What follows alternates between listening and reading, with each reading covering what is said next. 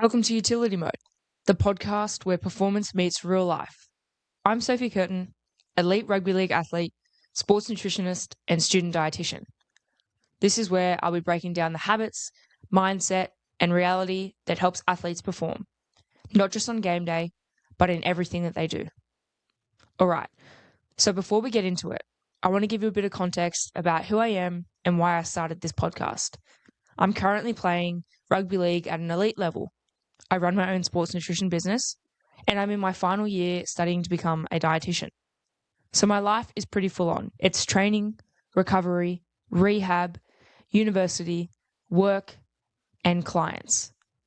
And then trying to have some sort of real life around that as well. I think this is something a lot of people don't see.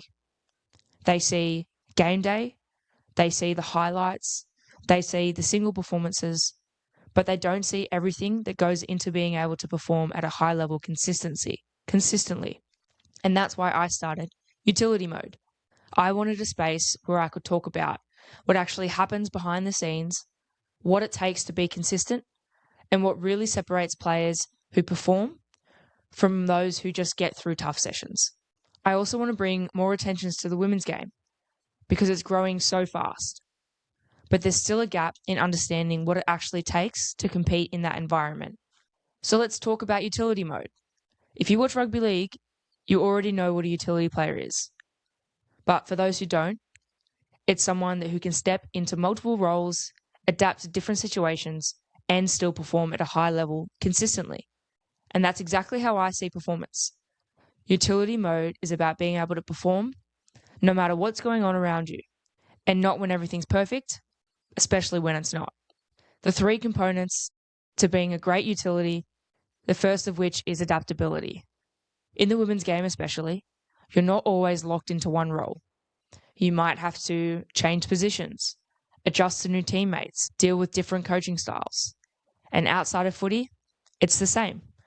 Your schedule changes, your workload changes, life gets busy, and the players who perform the best are the ones who can adjust without everything falling apart. The second component is reliability. This is probably the most underrated trait in sport. It's not about doing something amazing once.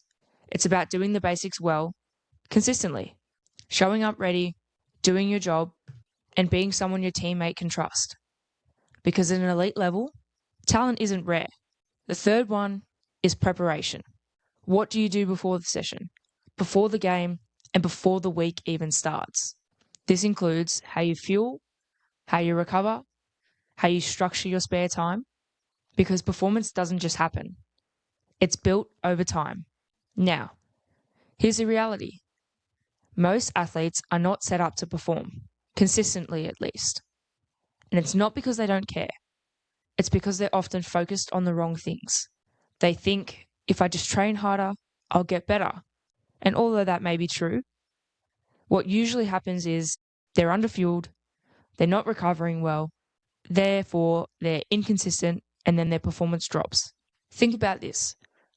You've had a long day at work, or you've been taking care of the kids, then you finish your session late, you haven't eaten properly all day, you're exhausted, so you just grab whatever's quick and easy.